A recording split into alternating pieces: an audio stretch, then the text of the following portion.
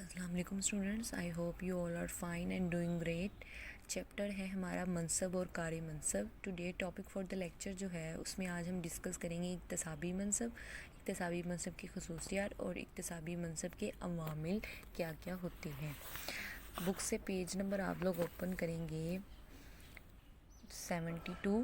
اس میں سب سے پہلے تو اکتسابی منصب کی ڈیفینیشن دی گئی ہے۔ اکتسابی منصب سے مراد ایسا منصب ہے جو کوئی فرد اپنی محنت اور کوشش کی وجہ سے حاصل کرتا ہے، مطلب ڈاکٹر، پروفیسر، انجینئر اور وکیل۔ اب پریویس لیکچر میں ہم لوگوں نے پڑھا تھا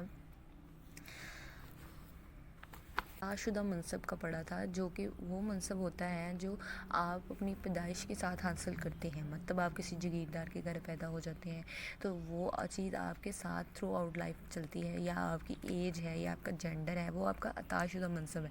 لیکن جو اکتسابی منصب ہے وہ لوگ آپ اپنی محنت یا اپنی کوشش سے حاصل کرتے ہو۔ جیسے آپ محنت کر کے انجینئر بن جاتے ہو، یا محنت کر کے اسٹرگل کر کے آپ وکیل بن جاتے ہو، آپ ڈاکٹر بن جاتے ہو، تو وہ آپ کا اکتسابی منصب ہوگا۔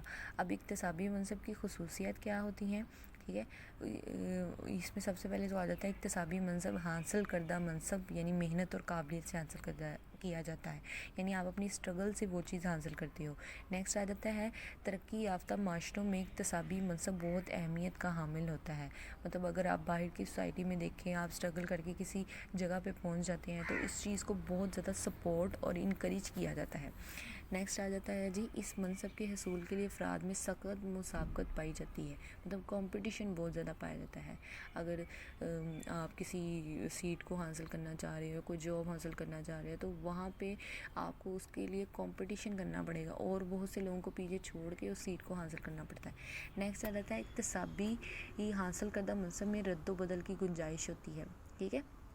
اگر آپ محنت اور اسٹرگل کرتے ہیں اور سیٹ کو حاصل کر لیتے ہیں تو اس کی بقا کے لیے بھی آپ نے کام کرنا ہے۔ یہ نہیں کہ آپ نے بس سیٹ حاصل کر لی ہے تو آپ بس اب موجیں اڑائیں، یہ نہیں، لیکن یہ بھی تو ہو سکتا ہے کہ اگر آپ اس کا غلط استعمال کر رہے ہیں تو آپ کو اس سیٹ سے ہٹا دیا جائے گا، ٹھیک ہے۔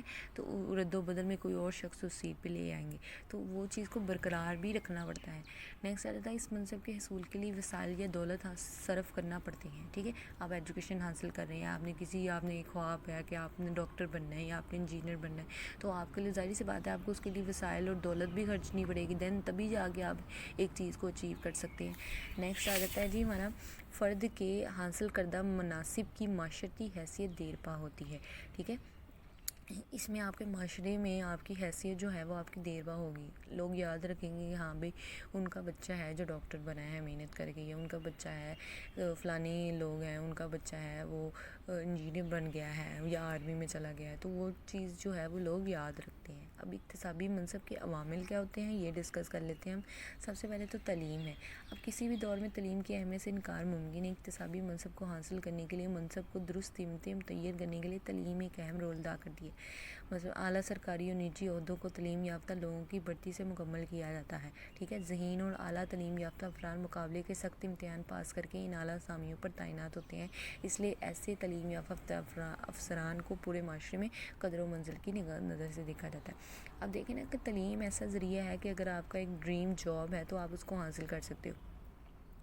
جیسے میں کہوں کہ اگر سول سروس کا امتحان ہے، سی ایس ایس کا امتحان ہے، کسی کا وہ ڈریم جاب ہے، تو وہ ظاہری سی بات ہے اس کے لیے محنت کرے گا، اس کے لیے اسٹرگل کرے گا، ٹھیک ہے۔ پھر دین ایگزامینیشن دے گا، اس کی پریپریشن میں اہم کردار ادا کرے گا، تو وہ اپنی ذہانت سے وہ چیز اگر پاس کر کے سیٹ پہ پہنچ جاتا ہے تو تعلیم کا بہت بڑا کردار ہے اس چیز کو حاصل کرنے میں، ٹھیک ہے۔ نیکسٹ پوائنٹ جو ہے وہ ہے دولت۔ اب دیکھیں کہ تعلیم آپ کو مفت میں تو نہیں دی جاتی، اس کے لیے آپ کو پیسے خرچ کرنے پڑتے ہیں، ٹھیک ہے، آپ کو اپنے وسائل بھی لگانے پڑتے ہیں، ٹھیک ہے۔ اب اس میں وہ کہہ رہا ہے کہ روپے پیسے کی گردش کے تمام لوازمات زندگی میں مرکز کی حیثیت رکھتے ہیں، مطلب ہماری زندگی میں جتنی بھی چیزیں شامل ہیں ان کا تعلق ہماری دولت سے ہے، دولت سے ہم لوگ وہ چیز حاصل کر سکتے ہیں، ٹھیک ہے، چاہے وہ ہماری رہائش ہے، چاہے وہ ہمارا موبائل فون ہے، ہماری کار ہے، ہماری شادی بیاہ کے لیے ضروریات کے لیے چیزیں ہیں، ٹھیک ہے۔ جیسے مثال کے طور پر صوبائی یا قومی اسمبلی کے انتخاب میں حصہ لینا، ٹھیک ہے، ایوان صنعت و تجارت میں اہم کردار ادا کرنا، ایون کہ آپ اپنا بزنس ہی کوئی سٹارٹ کرنے جا رہے ہیں تو اس کے لیے آپ کو دولت کی اور وسائل کی ضرورت تو پڑتی ہے۔ نیکسٹ آ جاتا ہے جی سیاسی حیثیت. اب پاکستانی معاشرے میں سیاسی حیثیت فرد کے منصب کو متعین کرنے میں اہم کردار ادا کرتی ہے. کیوں کہ ہمارے ملک میں ایم این اے اور ایم پی اے صاحبان کو جو معزز مقام دیا جاتا ہے وہ دیگر سرکاری عہدیداران کو نصیب نہیں ہوتا. سیاسی لیڈر اپنے اپنے علاقوں میں ترقیاتی فنڈز جو ہیں کے استعمال کے مجاز ہوتے ہیں. حکومتی سطح پر اعلیٰ آفیسرز اور پولیس اہلکار ان کے اقامات کی تکمیل کرتے ہیں. حکومت ملازمتوں کے ضمن میں M N A M P A صاحبان کو خاص کوٹہ مختص کرتی ہے چونکہ سیاسی حیثیت اقتصابی منصب ہے. ٹھیک ہے. اب یہاں پہ انہوں نے سیاسی حیثیت کے بارے میں بتایا کہ اگر آپ کسی سیاسی پارٹی سے تعلق رکھتے ہیں تو آپ کا جو کام ہے نا وہ جلدی سے کر دیا جاتا ہے. ٹھیک ہے.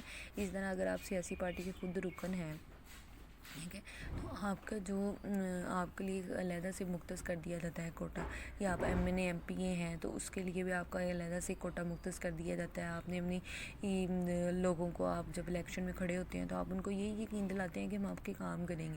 ٹھیک ہے. اب وہ جب آپ ان کے کام کرواتے ہیں تو نیکسٹ ان کا کانفیڈنس آپ کے اوپر بحال ہو جاتا ہے, نیکسٹ بھی وہ آپ کی فیور میں ووٹ کریں گے. ٹھیک ہے. نیکسٹ آ جاتا ہے جی طاقت اور اختیار. اب طاقت اور اختیار ایک ایسی سیاسی و معاشرتی حیثیت ہے جس کے ذریعے معاشرے کے افراد کے رویہ جات اور طرز عمل کو کنٹرول کیا جاتا ہے. مطلب آپ کے پاس طاقت ہے, آپ کسی انسان کو دبا سکتے ہو. ٹھیک ہے. یا آپ کے پاس اختیار ہے تو آپ کسی انسان کی آواز کو پرائم منسٹر تک بھی پہنچا سکتے ہو. تو دونوں چیزوں میں بہت زیادہ فرق ہے. یعنی اپنی طاقت کو استعمال کرتے ہوئے جو ہے صحیح بات کو روکنا, ٹھیک ہے, اور غلط بات کو پروموٹ کرنا. جبکہ آپ کے پاس اختیار ہے تو آپ اس انسان کو جس کے ساتھ ناانصافی ہو رہی ہے اس کو ہائی کمیونٹیز تک پہنچانا, تو یہ بھی آپ کی رسپانسبلٹی, آپ کا اختیار ہو سکتا ہے. ٹھیک ہے.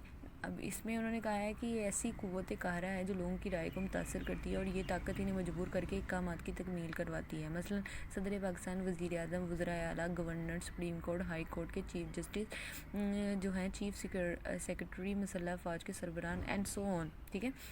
ہم دیکھیں نا کہ اگر ہائی کورٹ میں کیس چلا گیا ہے تو اگر وہ انصاف کی توقع کر رہی ہیں دونوں پارٹیز, اب ٹھیک ہے, اور اگر چیف جسٹس ہی انصاف نہیں کرتے, ٹھیک ہے, اپنی طاقت و اختیار کا استعمال نہیں کرتے, تو وہ پھر جو ہے سوسائٹی میں بگاڑ پیدا کرنا شروع ہو جائے گا. یہ اسی طرح آپ آئی جی پولیس ہیں یا پولیس انسپیکٹر ہیں, ان کے پاس اپنا مسئلہ لے کے جاتے, وہ سالو نہیں کرتے, تو وہ چیز ان کے طاقت و اختیار کو وہ غلط استعمال کر رہے ہیں. جبکہ اگر وہ طاقت و اختیار کا استعمال کریں تو معاشرے کے اندر ان کو عزت و توقیر کی نگاہ سے دیکھا جاتا ہے اگر وہ کسی کا مسئلہ سالو کر دیتے ہیں. ٹھیک ہے. نیکسٹ آ جاتا ہے پیشہ ورانہ مناصب.